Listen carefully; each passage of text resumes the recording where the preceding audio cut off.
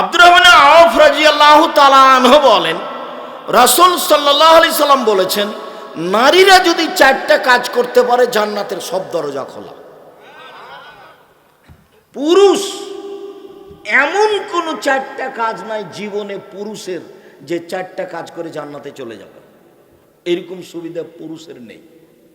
নারী 4টা কাজ করলে জান্নাতের সব দরজা খোলা।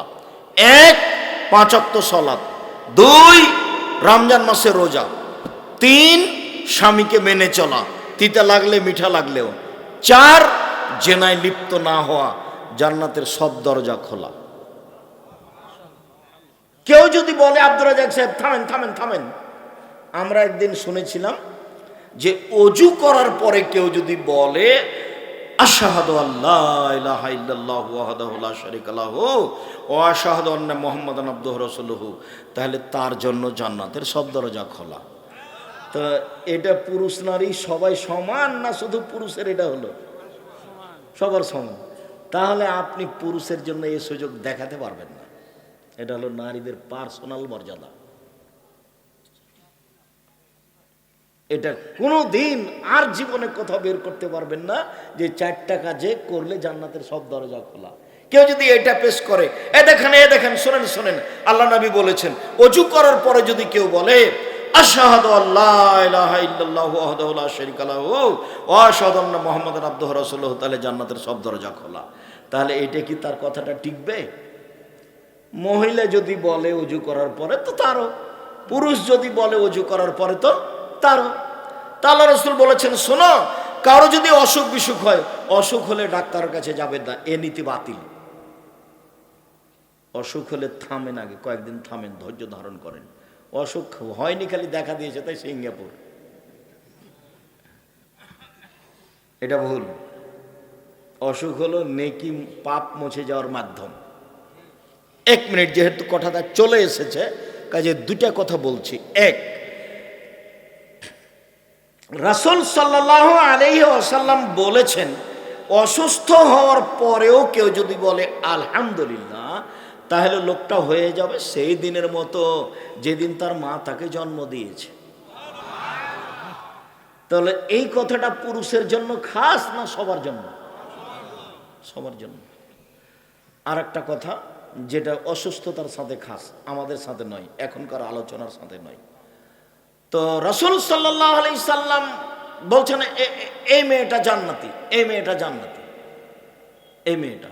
আব্দুল্লাহ ইবনে আব্বাস বলছেন যে এই মেয়েটা জান্নাতি। কেন?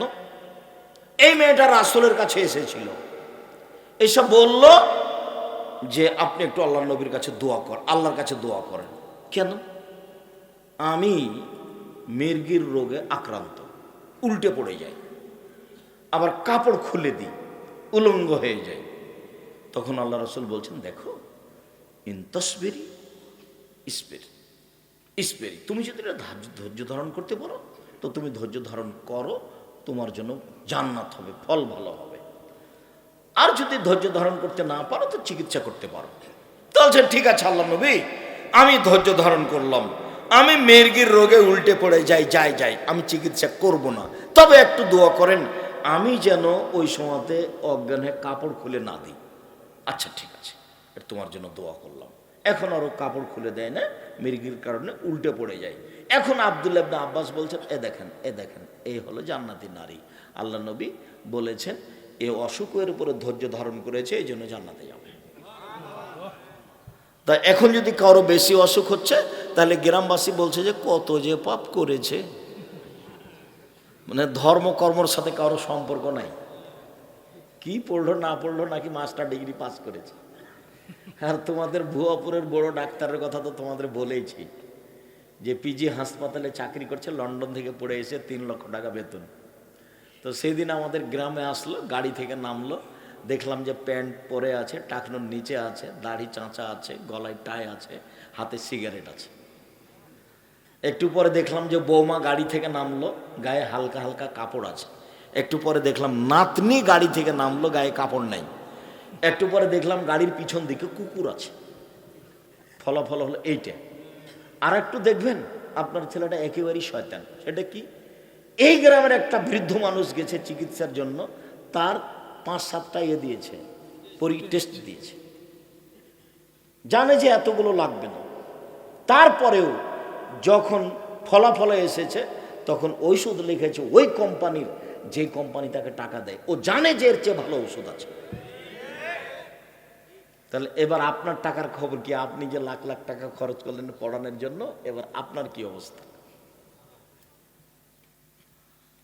এখন বলতে হবে আস্তাগফিরুল্লাহ ওয়া আতুবু ইলাইহি, ছেলের পিছনে যাহা করিয়াছি, ভুল করিয়াছি, তুমি আমাকে মাফ করিয়া দাও। আমি কান্নাকাটি করে তোমার দরবারে প্রার্থনা করি, আমার ছেলে আমাকে ফিরিয়ে দাও। আমি এই ছেলে চাইনি, মুহাম্মদ সাল্লাল্লাহু আলাইহি সাল্লামের নীতিতে আমার ছেলে থাকবে, এটা আমি চেয়েছি। তুমি ছেলে ফিরিয়ে দাও। আপনি দোয়া করেন, আপনার স্ত্রীকে দোয়া করতে বলেন, ছেলে ফিরে আসতে পারে। ফাঁকি দিয়ে আর কোনোদিন প্রেসক্রিপশন লিখবে না, এটা হতেও পারে। সম্মানিত দিনী ভাই বোন, চলেন।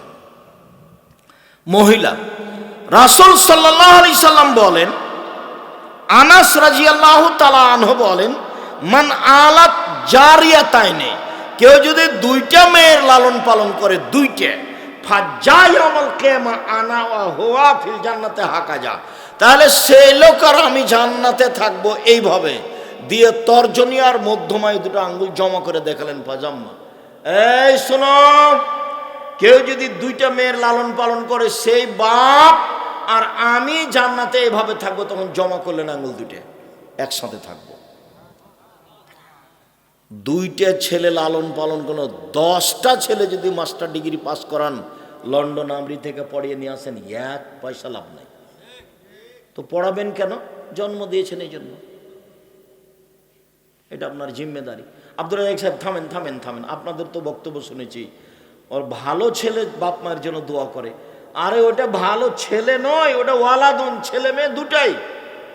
যখন মেয়ে ভালো হবে তো ভালো, ছেলে ভালো হবে তখন ছেলে ভালো, ওটা খাস নয়। অতএব ছেলের কোনো পথই নাই, ও দিয়ে কোনো লাভ নাই, ও দিয়ে কোনো লাভ নাই। পড়াবো কেন? জন্ম দিয়েছি এই জন্য। যা করবে, যত অন্যায়, সব জবাব আমাকে দিতে হবে, আপনাকে দিতে হবে। আল্লাহ নবী বললেন, আনফিক আলা ইয়ালিক মিন তাওলিক, তুমি উপার্জন করে তোমার ছেলে মেয়েকে পড়াও। ভুয়াপুরে বাড়ি, জমিদারি আছে, জমি বিক্রি করে ছেলে মেয়েকে শিক্ষিত করো, মানুষের মতো করো। নেই জমিদারি, মানুষের বাড়িতে কাজ করে করো, শিক্ষিত করো, মানুষের মতো করে গড়ে তোলা আদেশ আল্লাহ নবীর। তাহলে কাজও করতে পারি না, উপার্জনের শেষ পথ হলো ভিক্ষা করা। ভিক্ষা করে ছেলে মেয়েকে পড়াতে হবে, ছেলের টোকাই হতে পারে না। ভিক্ষা করে মেয়েকে পড়াতে হবে, মেয়ে গার্মেন্টসে যেতে পারে না অন্তত 25 থেকে 30 বছর পর্যন্ত। ভিক্ষা করলে কে করবে? বাপ, ছেলে করবে না। মানুষের উপার্জনের শেষ পথ কি? ভিক্ষা। ছেলে মেয়েকে লালন পালন করবে বাপ, শেষ পর্যায়ে কি করে? ভিক্ষা করে। এটাই আদেশ। আল্লাহ রাসূল বলছেন, তোমার উপার্জন দিয়ে তুমি ছেলে মেয়েকে লালন পালন করো, মানুষের মতো গড়ে তোলো। একচাটিয়া আদেশ যখন এসেছে বাপের জন্য, তখন এগুলো হাদিস এসেছে একচাটিয়া। একদিক থেকে বলা হচ্ছে বাপকে, তুমি করো, তুমি করো, তুমি করো, তুমি করো, তুমি ছেলে মেয়ে লালন পালন করো, তুমি ছেলে মেয়ে এই করো, তুমি পরিবারকে এই করো, একচাটিয়া বলতে থাকেন আল্লাহ নবী। নারী পার্সোনাল মর্যাদা। উকবা বিন আমির রাদিয়াল্লাহু তাআলা আনহু বলেন, রাসূল সাল্লাল্লাহু আলাইহি সাল্লাম বলেছেন, মান কানা লাহু সালাসু বানাত, কারো যদি 3টে মেয়ে থাকে, ফাসাবারা আলাইহিন্না, তার উপরে যদি ধৈর্য ধারণ করে, ফাআতামাহুন্না, তার যদি খাওয়ার ব্যবস্থা করে, অসাকাহুন্না, তার যদি পানির ব্যবস্থা করে, ওয়াকাসাহুন্না, তার যদি পরনের ব্যবস্থা করে, তো কুন্না লাহু সিতরান মিনান নার ইয়াউমাল কিয়ামা, এই 3টে মেয়ে বিচার মাঠে বাপের জন্য অন্তরাল হয়ে যাবে। মধ্যে থাকবে 3টে মেয়ে, এদিকে থাকবে বাপ, আর ওদিকে থাকবে জাহান্নাম। মধ্যে কি? 3টে মেয়ে। ওর বাপ জাহান্নামে যেতে পাবে না। ঘেরা আছে কারা? মেয়েরা, এটা হলো মেয়ে। ছেলে লালন পালন করে এক পয়সা লাভ নেই, কোনো জায়গাতে সুবিধা পাবেন না। আর মরার সাথে সাথে ওরা জমি ভাগ করে নেবে, মারামারি করে, মামলা করে, পিটিয়ে জমি ভাগ করে নেবে। দেরি হলে আপনার মরার আশা করবে, আপনাকে মারবে, মেরে জমি ভাগ করবে। আমাদের গ্রাম, আমার চোখের সামনে বাপ মরে যাওয়ার পরে দুই ভাই জমি ভাগ করলো, বাড়ি ঘর ভাগ করলো, শেষ পর্যন্ত ঢেঁকিটা কেটে ভাগ করে নিয়েছে। মানুষের সম্পদ 4 ভাগে ভাগ, মানুষের সম্পদ 4 ভাগে ভাগ। আল্লাহ রসুল বলছেন, মা কালা ফাফনা, যেটা খাবেন সেটা পায়খানা, ওমা লাওয়েসা ফাবলা, যেটা পড়বেন সেটা পুরাতন, ওমা আহতা ফাঁকতানা, যেটা দান করবেন সেটা জমা, ওমা সেওয়া দালেকা বা জাহেবুল্লিন নাসে, যেটা এখন থেকে যাবে সেটা মানুষে ভাগ করে নেবে, প্রয়োজনে মারামারি করে, প্রয়োজনে মামলা করে। তাহলে মানুষের সম্পদ কয় ভাগে ভাগ? মনে থাকবে না মনে হয়, হাদিস বোখারি মুসলিম। 1, যা খেলো সেটা কি হলো? পায়খানা, সেটাকে আল্লাহ রসুল বলেছেন পাপনা, নষ্ট। 2, যেটা লাবেসা ফাবলা, যেটা পড়লো সেটা পুরাতন, সেটা এক সময় ছিঁড়ে যাবে। ওমা আতা ফাঁকতানা, যেটা দান করলো সেটা জমা হয়ে গেল। মনে রাখবেন, আমি আব্দুর রাজ্জাক বিন ইউসুফ দানের কথা বললাম, সভাপতি সাহেব দানের কথা বললেন, আমি তখন মনে করলাম তার প্রয়োজন, সেই জন্য বলছি চলো, কেউ দিলে দিবে, চলো যাই এখন। এই যে আপনি চলে গেলেন, তো ও চাইলো সেজন্য চলে গেলেন, আসলে পরিবেশটাই উল্টা হয়ে আছে। সেটা হলো এই, মানুষ যদি বুঝতো যে ইবাদতের জগতে সবচেয়ে শক্তিশালী ইবাদত হলো দান, তাহলে সে নিজের জিম্মেদারিতে করত। দানের মতো এত শক্তিশালী পাওয়ারফুল ইবাদত পৃথিবীতে নেই। 5 ওয়াক্ত সালাত আদায় করলেন, আপনার উপকার, আপনার মা মারা গেছে, কোনো উপকার হবে না। হজ করলেন 10 লক্ষ টাকা খরচ করে, আপনার উপকার হবে, আপনার মায়ের হবে না। আপনি আপনার মায়ের নামে 5,000 টাকা দান করলেন, কবরের শাস্তি বন্ধ। এর ক্ষমতাই ভিন্ন। হুজুর ভুল করেছে, গ্রাম থেকে 5টা মসজিদ থেকে 5টা ছেলে নিয়ে এসেছে, আপনার ওই এতে থেকে হিফজখানা থেকে নিয়ে এসে বলছে আমার বাপের নামে পড়ে কবরে বক্সিয়ে দাও। তখন ওরা পড়ে কবরে বক্সে দিয়েছে, তখন বাড়ি যাচ্ছে, খাওয়া ভালো দিয়েছে, টাকাও দিয়েছে, যেটা হয়। হুজুরের মাথায় টুপি আছে, বড় লালটা রুমাল আছে উপরে। হিফজখানা একা, শুধু হিফজখানা খোলা হবে না, শুধু হিফজখানা যদি খুলেন তাহলে ছেলেটার হাঁটুর উপরে মেরে ওকে অকেজ করে দিলেন। হিফজ তো মৌলিক কোনো বিদ্যা নেই, এটা হলো সহযোগী বিদ্যা। হিফজ করেছে 3 বছরে, পড়তে হবে এখন 16 বছর, তাহলে 16 আর 3 কত? 19 বছর পড়তে হবে। এখানে 3 বছর, আরো পড়তে হবে কতদিন? 16 বছর অন্তত মেধাবী ছেলেকে। কেননা হিফজ তো ওর আছে বেশি সূরা মুখস্থ, আমার কম, এটুকুই পার্থক্য। ওইও জানে না কিছু, আমিও জানি না কিছু। যার কারণে হিফজখানা খুলতে হবে কেতাবখানার সাথে, কেতাবখানা সহ। শুধু বাপের নামে হিফজখানা খুলেছে, 5টা ডিগ্রি পাস করেছে, পাইলট ছিল, টাকা পয়সা হয়ে গেলে বাপের নামে একটা এতিমখানার হিফজখানা খুলেছে, ওটা কিছুই না, ওটা একটা জিরো। ওটা কি? শুধু কোরআন পড়ে বক্সে দিবে এই জন্য, অথচ কেউ বুঝলো না যে কোরআন বক্সানো যায় না। ধর্ম পৈতৃক সম্পত্তি কোরআন, কোরআন পড়ার পরে বলছে আপনার বাপের কবরে বক্সে দিলাম। আরে বোকা মানুষ, অক্ষর পড়ে 10 নাকি হয়, তো ও কেমনে বক্সাবে? যে পড়েছে সেই পাবে, যে পড়েছে সেই পাবে। আবার বাড়ি যাচ্ছে 10টা ছেলে খাওয়া দাওয়ার পরে, তখন বলছে তুই কতটুকু পড়েছিস? বলে আমি 1 পৃষ্ঠা পড়েছি। তুই? আমি হাফ পৃষ্ঠা। তুই? আমি একটুকু পড়িনি, খালি এরকম যোগ ছিলাম। এইভাবে দেওয়া রাখে, স্বভাব এইভাবে গড়ে উঠেছে। আর এটা কোনো নিয়ম নয়। মানুষ মারা গেলে 2টা পথ, মুখে দোয়া, আল্লাহ তুমি আমার বাপকে মাফ করো। কিছুই যদি না জানেন, কবরের পাশে গিয়ে বলবেন আল্লাহ আমার বাপকে মাফ করো, এটা তো বলতে পারবেন, এটাই দরকার। আর দান, দানের সবচেয়ে উত্তম পথ হলো পানির ব্যবস্থা করা। এই পাড়াতে দেখবেন গরিব মানুষ কার বাড়িতে নলকূপ না, ওটা দিয়ে দেন। দেখেন কোনো জায়গাতে গিয়ে কোনো মাদ্রাসাতে একটা নলকূপের প্রয়োজন, সেখানে দেন। আর শেষ পর্যন্ত যদি কোনো জায়গা না থাকে তাহলে জামিয়া সালাফে আছে, 410 জন এতিম আছে, 500 জন অসহায় আছে, 32 লক্ষ টাকা মাসে বেতন লাগে, রামাজান মাসে লাগে 48 লক্ষ, কুরবানিতে লাগে 48 লক্ষ। কোনোদিন দেখতে যান কি না আমি জানি না। এই লাইনে আছে খুব নিকটেই, পূর্বাচলে বাণিজ্য মেলার পিছনে 51 বিঘা জমির উপরে প্রতিষ্ঠান। 51 বিঘা, 22 বিঘা শুধু মেয়েদের জন্য, 33 শতাংশের বিঘায় 2 একর, 22 বিঘা 21, 3 একর খালি মেয়েদের জন্য, বাকি সব ছেলেদের জন্য আছে। পূর্বাচল বাণিজ্য মেলার পিছনে 21 নম্বর সেক্টরের সাথে লাগা।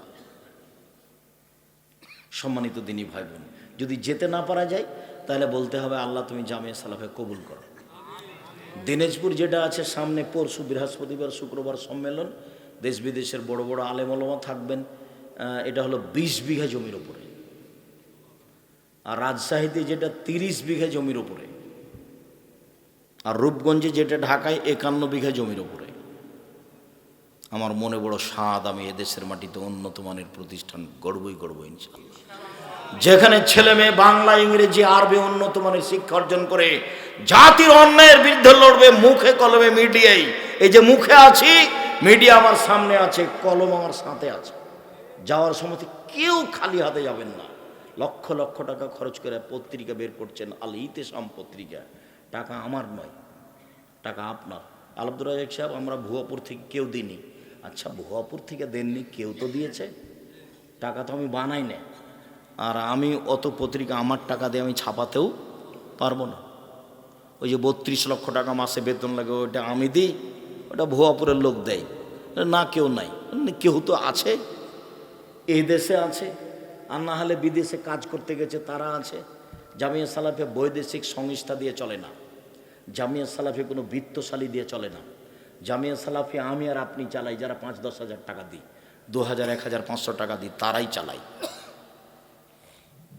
একটু আগে একটা লোক মনে হয় 2000 টাকা দিয়ে আসলো, তার মানে ওভাবেই চলে। আপনি মনে করবেন না যে জামিয়া সালাফে কিভাবে চলে, আমিও জানি না কিভাবে চলে। তা মানুষ আমার সাথে যারা সাক্ষাৎ করে তারা এভাবে লোক সাক্ষাৎ করে। জামিয়া সালাফের কোনো রসিদ বাহিরে ব্যবহার হয় না, কোনো শিক্ষক আদায় করতে পাবে না। 25 তারিখ থেকে নিয়ে 1 তারিখের মধ্যে সে বেতন নেবে, বেতন নিয়ে পরিবার নিয়ে থাকবে, খাবে। এই নিয়ে তার কোনো চিন্তা ভাবনায় প্রতিষ্ঠান কিভাবে চলে ও নিজে জানে না, কোনো শিক্ষক শিক্ষিকা জানে না প্রতিষ্ঠান কিভাবে চলে। প্রতিষ্ঠানের রসিদ বহি বাহিরে ব্যবহার হয় না, কেউ নিয়ে ওটা আদায় করতে যেতে পাবে না, গেলে তার বিচার হবে। তো কিভাবে চলে? আপনি দিয়ে আসবেন, কি দিয়ে আসবো? 10 টাকা। ওতে অনেক আছে, বরকত আছে। ক্ষুদ্র ক্ষুদ্র ফোটাই ফোটাই ফোটাই সাগর তৈরি হয়। সম্মানিত দিনী ভাই বোন, চলেন, নারীর মর্যাদা আমার চেয়ে আপনার চেয়ে ভিন্ন। আবু সাঈদ খুদরি রাদিয়াল্লাহু তাআলা আনহু বলেন, রাসূল সাল্লাল্লাহু আলাইহি সাল্লাম বলেছেন, মান আলা সালাসা বানাতিন, কেউ যদি 3টা মেয়ের লালন পালন করে, ফালাহুল জান্নাহ, সে জান্নাতে যাবে। এতক্ষণ ছিল অন্তরাল হবে, এবার জান্নাত ঘোষণা হয়ে গেল। চলেন, আয়েশা রাদিয়াল্লাহু তাআলা আনহা বলেন, আল্লাহর নবী, একটা মহিলা আমার বাড়িতে এসে খেতে চাইলো, তার সাথে 2টা মেয়ে ছিল। তো আমি সারা বাড়ির তল্লাশি চালালাম, বাড়িতে কোনো কিছু খাওয়ার নাই, একটা খেজুর মাত্র, একটা খেজুর নিয়ে এসে আমি মহিলাটার হাতে দিলাম। এই দেখো না, আমার বাড়িতে এই মুহূর্তে কোনো কিছু খাওয়ার নাই, মাত্র একটা খেজুর। আল্লাহর নবী মহিলাটা খেজুরটা হাতে নিয়ে 2 টুকরা করলো, 2 টুকরা করে 2 মেয়ের হাতে দিল। 2 মেয়ে খেয়ে নিল, ও নিজে খেলো না, উঠে চলে গেল। দৃশ্য আমাকে অবাক করে দিল। আল্লাহ রাসূল বলছেন, আয়েশা,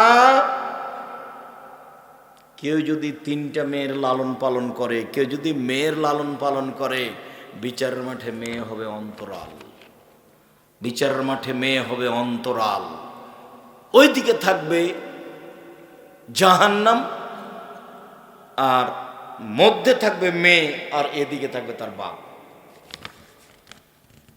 মধ্যে আছে কে? মেয়ে। ওদিকে আছে জাহান্নাম, আর এদিকে মেয়ের বাপ। সব বুখারী মুসলিম হাদিস, একটা না। সম্মানিত দিনী ভাই বোন, নারীদের পার্সোনাল মর্যাদা। আবু হুরায়রা রাদিয়াল্লাহু তাআলা আনহু বলেন, রাসূল সাল্লাল্লাহু আলাইহি ওয়াসাল্লাম বলেছেন, আর-নাবিয়্যু ফিল জান্নাহ, নবী জান্নাতে যাবে, ও সিদ্দিকু ফিল জান্নাহ, সত্যবাদী জান্নাতে যাবে, ও শাহিদু ফিল জান্নাহ, শহীদেরা জান্নাতে যাবে, ও নিসাউ মিন আহলিল জান্নাহ, ওই মহিলারাও জান্নাতে যাবে। স্বামী যদি কোনো কারণে রাগ করে তাহলে হাত ধরে বলে, যতক্ষণ পর্যন্ত আপনি খুশি না হবেন ততক্ষণ পর্যন্ত আমি কিছু খাবো না। এই নারী জান্নাতি নারী। আবু হুরায়রা রাদিয়াল্লাহু তাআলা আনহু বলেন, রাসূল সাল্লাল্লাহু আলাইহি ওয়াসাল্লাম বলেছেন, আদ-দুনিয়া কুল্লুহা মাতা, সারা পৃথিবী সম্পদ, খায়রু মাতা'id দুনিয়াল মারাতু সালেহা, সবচেয়ে দামি সম্পদ ভালো নারী। কই সবচেয়ে দামি সম্পদ ভালো ছেলে একবারও যে আসে না। সব তো ধারাবাহিক হাদিস, সব বুখারী মুসলিমের হাদিস, সব ধারাবাহিক। গোটা পৃথিবী সম্পদ, সবচেয়ে দামি সম্পদ ভালো নারী।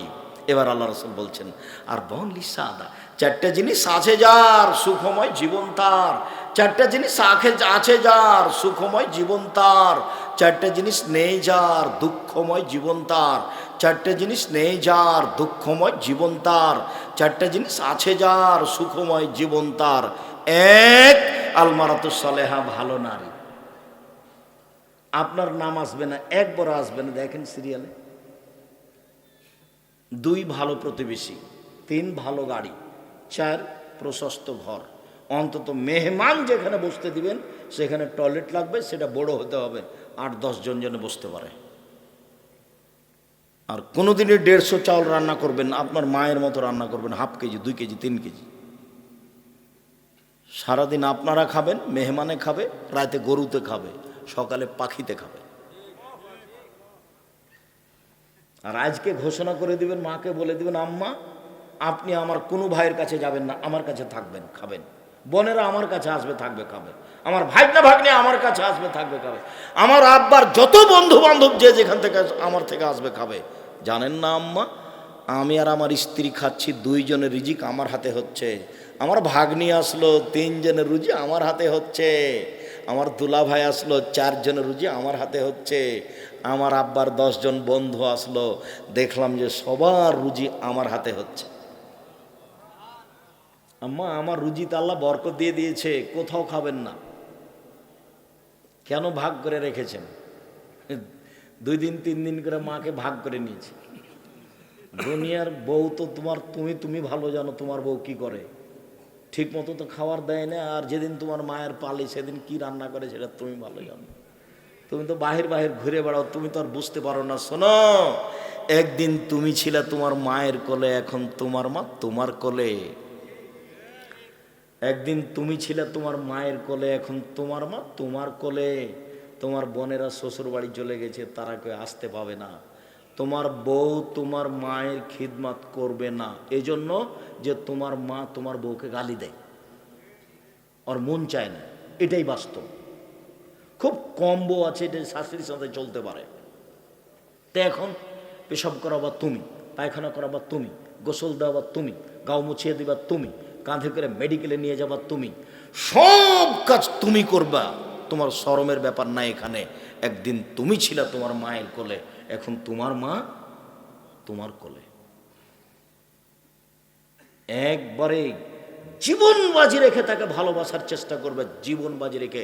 যা হবে হবে, পৃথিবী উল্টে যাবে যাক, কিন্তু আমার মায়ের সাথে আমি সম্পর্ক দুর্বল করতে পারি না। আমার মায়ের মুখ দিয়ে যদি সর্বদা আমার বিরুদ্ধে গালি বের হয়, তবু ওইটা আমি কানে নিবই না। আমার মায়ের খারাপটা সব আমার কাছে ভালো, যা গালি দিচ্ছে সব আমার কাছে ভালো। মনে রেখো, 4টে জিনিস আছে যার, সব কিছু আছে তার। 1 নম্বরে কি আছে? ভালো নারী। তোমার সিরিয়ালে আসার, আমার সিরিয়ালে আসার সুযোগ নাই। নারীর মর্যাদা ভিন্ন। এগুলো কে দিয়েছে? এগুলো মুহাম্মদ সাল্লাল্লাহু আলাইহি ওয়াসাল্লাম দিয়েছেন। এগুলো আল্লাহ তাআলা দিয়েছেন। নারীদের মর্যাদা কেউ একটু বুঝতে চায় না। ওই যে সালতুমুহুন্না মাতান ফাসালুহুন্না মিন ওয়ারাই হিজাব, পৃথিবীর মানুষ মহিলাদের কাছে নিতে হলে কিছু আট থেকে নাও। ওইদিকে মহিলা আছে, তুমি এদিক থেকে বলো আসসালামু আলাইকুম। গ্রাম্য খালাম্মা, খালাম্মা আমি একটা জিনিস নেওয়ার জন্য এসেছি, আট থেকে বলবো এটা আল্লাহ বলছে। আপা আমি একটা জিনিস নেওয়ার জন্য এসেছি, আট থেকে বলবেন। এমন বোকা বেটি ছেলে বলছে যে ভাইয়া এদিকে এসে বসেন। আর এটা যদি রংপুর, দিনাজপুর, লালমনিরহাট, কুড়িগ্রাম, পঞ্চগড়, ঠাকুরগাঁও হয়, তাহলে যে জামাই আসার সাথে সাথে শাশুড়িতে বলছে যুবতী মেয়েকে যে তোর দুলাভাই এসেছে, ঘরে বসতে দে, পান দে, খেতে দে। অবাক কথা, দুলাভাই এসেছে, জামাই এসেছে, এখন খাদেম হলো শ্বশুর শাশুড়ি। শাশুড়ি ভাত দিবে, শাশুড়ি পানি দিবে, শাশুড়ি খাওয়ার দিবে। কেন? এখন জামাই মেজবান, মেহমান, আর শ্বশুর শাশুড়ি হলো মেজবান। এবার শ্বশুর শাশুড়ি যখন জামাইয়ের বাড়ি যাবে, তখন শ্বশুর শাশুড়ি হবে মেহমান আর জামাই হবে মেজবান। তো এখন আপনি আপনার স্ত্রী দুজন খিদমত করবেন। কেন আপনার স্ত্রী আপনার মেয়েকে ওখানে পান দিয়ে পাঠালো, আর একটা দিয়েছেন বিবাহ সূত্রে, আর একটা ফাও দিলেন কেন? এ কোন নোংরা নীতি, এ কোন জঘন্য নীতি, এ কোন বর্বর নীতি, এ কোন অসভ্য নীতি। এই মহিলাই খারাপ, মহিলা পরিবারকে ধ্বংস করেছে। ভুলে যাচ্ছেন কেন জাবেরের ঘটনা? নারী যদি ঠিক থাকে পরিবার ঠিক থাকবে।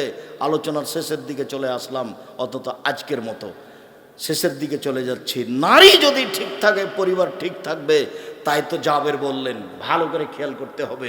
তাই তো জাবের বললেন, জাবের বলছেন আল্লাহর নবীর সাথে আমরা যুদ্ধ করে আসছিলাম, মদিনায় ঢুকবো। তখন আল্লাহ রসুল রাতে বলেন, এই থামো থামো, সবাই এখানে থাকো, আমরা সকালে মদিনায় ঢুকবো। আমি জাবের বললাম, আল্লাহর নবী আমি নতুন বিবাহ করেছি, আমাকে বাড়ি যেতে অনুমতি দেন। এটুকু বলতে আল্লাহ রসুল বলছেন, ও তুমি নতুন বিবাহ করেছ, বিক্রনাথ সাইয়েব, তুমি কুমারী মেয়ে বিবাহ করেছো না তালাকপ্রাপ্তা মেয়ে বিবাহ করেছ? আমি বললাম সাইয়েবা, আমি তালাকপ্রাপ্তা মেয়ে বিবাহ করেছি। আল্লাহ রসুল বলছেন, আরে হাল্লা বিক্রাম তুলায়বকা, তুমি কুমারী মেয়ে কেন বিবাহ করলে না? তুমি তার সাথে খেলতেও, তোমার সাথে খেলতো। তুমি কুমারী মেয়ে কেন বিবাহ করলে না? তুমি তার সাথে খেলতেও, তোমার সাথে খেলতো। আল্লাহ রসুল এদিকে লাগলেন বলতে। এবার জাবের বলছেন, আল্লাহর নবী ওহুদের যুদ্ধে আমার পিতা শহীদ হয়েছেন 9 জন মেয়ে রেখে, আমার 9 জন বোন আছে। আল্লাহর নবী ওহুদের যুদ্ধে আমার পিতা শহীদ হয়েছেন 9 জন মেয়ে রেখে, আমার 9 জন বোন আছে। আকরাহন উসাব্বিজা মিসলাহন না, আমার বোনদের সমবয়সের মেয়েকে আমি বিবাহ করা পছন্দ করিনি 4টা কারণে। আমার বোনদের সমবয়সের কম বয়সের মেয়েকে আমি বিবাহ করা পছন্দ করিনি 4টা কারণে।